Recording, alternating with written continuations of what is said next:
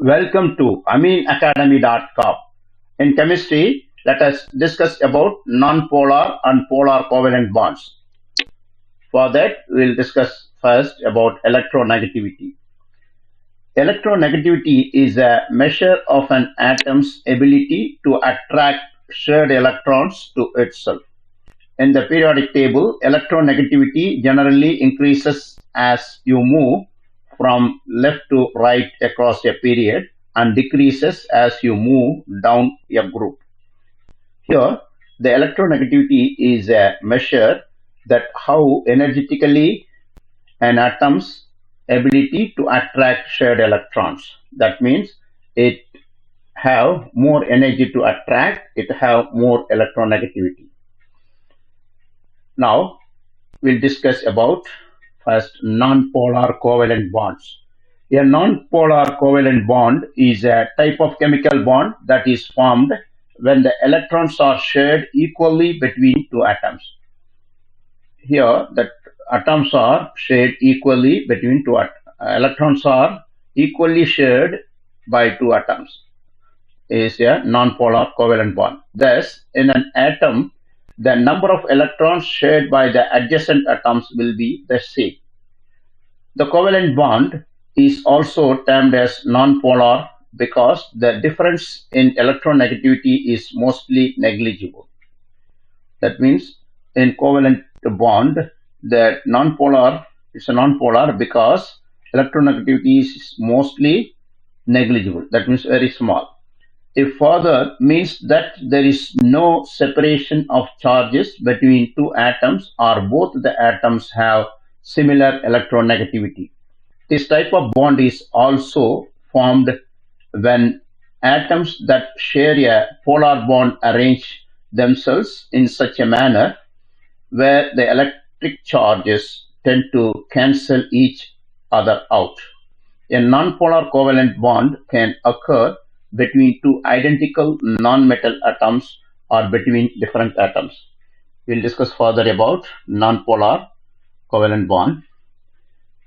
For example, two hydrogen atoms bonds is simple because both atoms are the same. Also, each one has a single proton and a single electron. So the attraction is easy to identify. However, many covalent bonds form between two different atoms.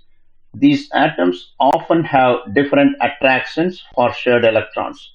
In such a case, electronegativity values are a useful tool to predict what kind of bond will form. Now, next we'll discuss about polar covalent bond. A polar covalent bond exist when atoms with different electronegativities share electrons in a covalent bond. Consider the hydrogen chloride HCl molecules. Each atom in HCl requires one more electrons to form an inert gas electron configuration. Chlorine has a higher electronegativity than hydrogen. That means that there is a more difference of electronegativity of chlorine and as well as hydrogen, but the chlorine atom's attraction for electrons is not sufficient to remove an electron from the hydrogen.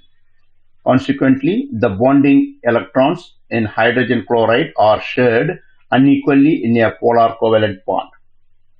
Further, we'll discuss a polar covalent bond.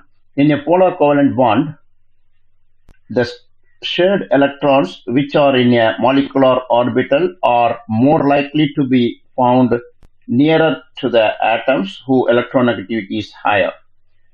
If the difference in electronegativity values of the two atoms is great enough, the atom with the higher value may remove an electron from the other atoms. Here, further, we have to understand about dipole. Before that, electronegativity differences can be used in predict to the properties of a bond. That means electronegativity differences is useful to predict the properties of the bond that is created. Note that there are no distinct boundaries between the bond types. The distinction is arbitrary. Next we'll discuss about dipole. A molecule or a part of a molecule that contains both positively and negatively charged regions is called a dipole. In further discussion, we'll do in future videos. We have done. Please subscribe our YouTube channel.